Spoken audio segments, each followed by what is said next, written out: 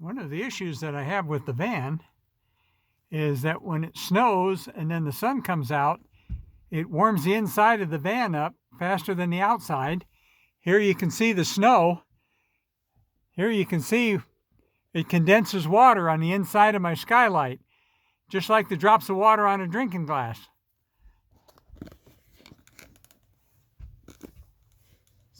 So hello YouTube, this is Chuck, and it's Friday, it'd be January 10th? January 9th? I don't know, let me look. January 9th, sorry about that. And it's late in the afternoon, and I'm out here in the van. I thought I'd come out and check it and see how it handled the last snowstorm. So while I'm out here, I'm going to talk a little bit about van stuff. So let me go see if I can sit down over here. Not sure how well I can do this. One advantage to having a van over something like a truck camper is that you can do what I just did. You can walk from the back and get up into the driver's seat without having to go outside. And you know, that can be pretty important sometimes if you get a situation where things are getting kind of sketchy around you and you get a little bit worried about your safety. And I think that's a huge thing.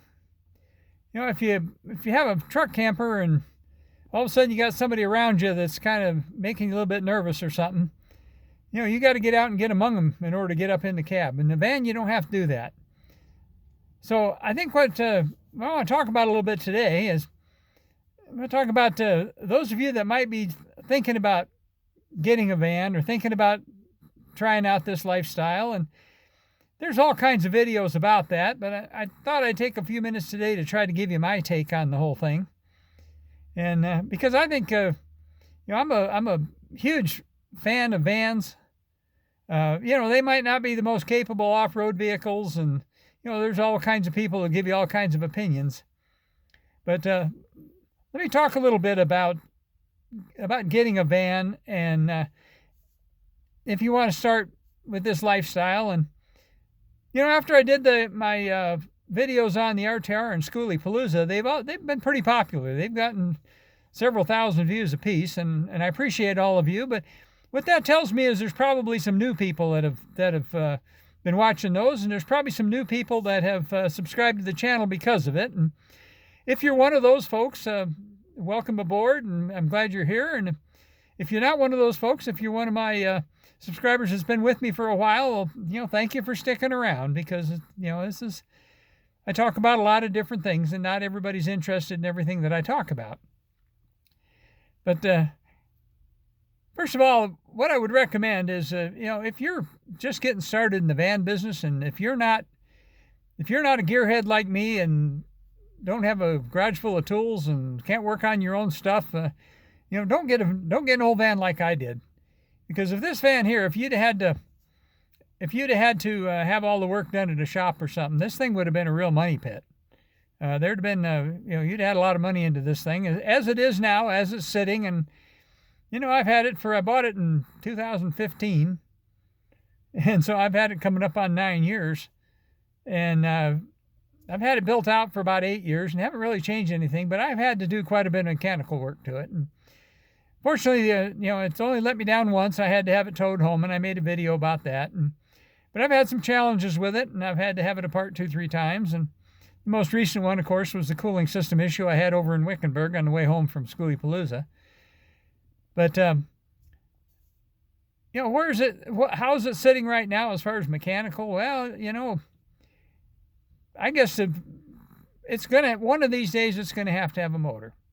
I mean, the motor's tired in it. It runs good, but it uses more than its share of oil. And, you know, if I was a real heavy-duty vanner going coast to coast and all that kind of stuff like that, it'd probably be worse than it is. But for what I do, where most of the time I'm up and down the mountains here close, and, you know, it's probably going to be okay for quite a while. And I've tried to decide what I want to do with it. You know, I'm not the youngest guy in the world anymore, so, you know, my thoughts right now is I'll keep driving it the way it is, and eventually I'll decide I'm too old to use it and sell it. But I've also thought about finding another engine that's the same kind of engine that's in it, and taking my time and rebuilding it and having it just sitting there ready to go, because the van and my old truck both have the same motor.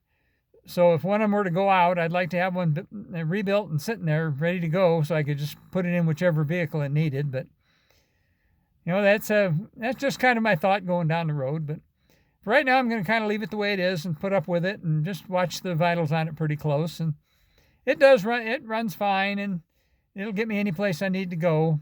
But like I say, it's old and it's tired. It's a 1991, so it's 33 years old this year.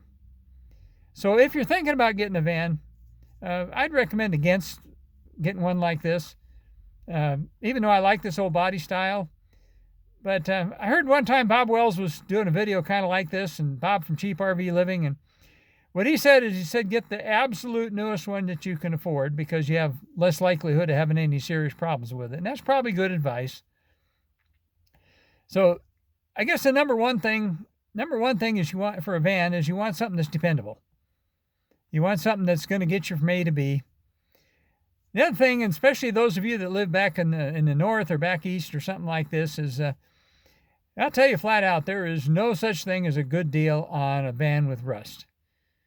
I've heard other people say that as well. And if you got one that's got rust, and there's certain places on these vans, the bottom of the rocker panels, and on the Econoline vans like this one, the floor, right under the driver's seat,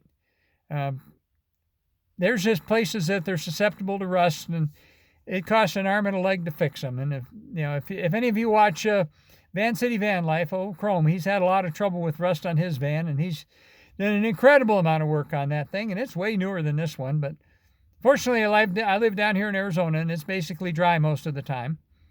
So that's not necessarily an issue, although this one originally came out of, I believe, Indiana. But it's not too bad. I looked at it quite a bit. Another real important thing in my opinion anyway, is being able to stand up. And when I first bought this van, I wasn't sure what I wanted, and I wasn't sure what I was going to do, and I kind of bought it on a whim. But when I turned down the street where it was parked, and I saw there was two things that stood out to me. Number one is it wasn't white, and I just kind of have a thing against white vans. And if any of you like white vans, more power to you. It's just a thing of mine. I'd rather have something a different color. And the other thing, of course, was the top. And even back then, I knew how much these tops were worth. And if you had a van like this one without the high top on it, and you wanted to put the high top on it, there's only a couple people in the country that do that. And one of them is Fiberine out of Southern California. And Fiberine, you sign up like a year ahead of time. And the cost for putting a top like this on a van like this would be right around $6,000. And that's a lot of money. Even those windows, the windows on the top of mine, which is one of the nicest things I like about this van, is the fact that I can see out of it when I'm standing up. But those windows are about $900 a piece, and there's one on each side. So that's expensive right there. Everything's expensive anymore, and this van stuff is no different. I think I can move this over here now a little bit, because the sun kind of went behind a cloud. I'll have to move it back if it changes, but it's a little more comfortable holding it here. But anyway, so what else would I recommend? Well, there's all kinds of ways to address the potty issue, and a lot of young people say you don't need a potty in a van, but I'll say probably 99% of us old folks would say you do need one. Now, there's nothing wrong with just using a bucket and a plastic bag, and a lot of people do that, and a jug for your pee, and a lot of people do it that way, and there's nothing particularly wrong with that. I use a cassette type toilet called a Thetford Curve, and it's got a little water pump and a little water tank and a little flush motor, and it flushes, and then you can take it apart and empty the tank most anywhere. It works just fine for what I need, and it'll last easily for a week without having to empty it.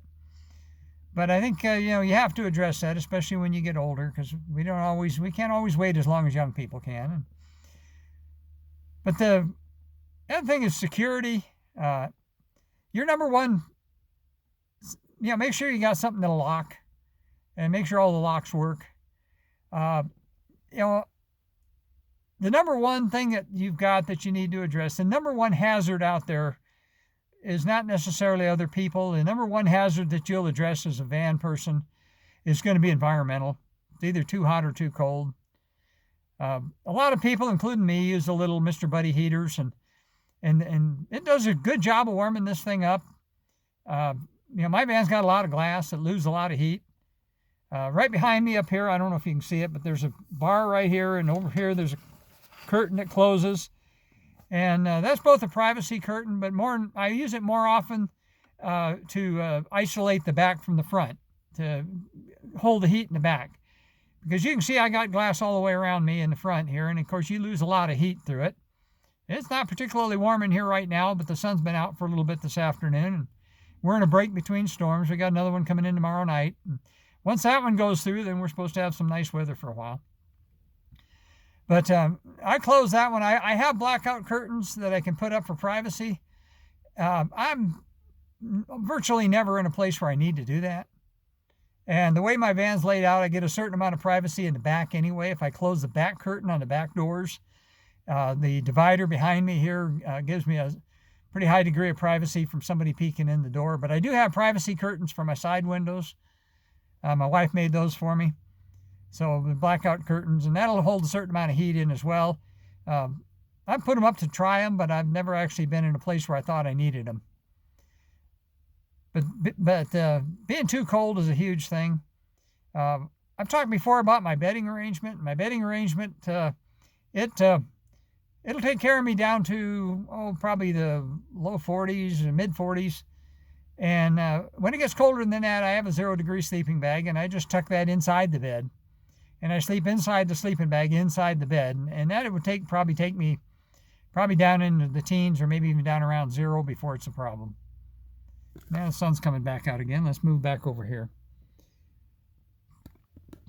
So if you're going to get a van and you're going to try the van life even as an experiment, you don't have to spend a lot of money building it out. You see an awful lot of these van builds where the people try to make them look like little houses.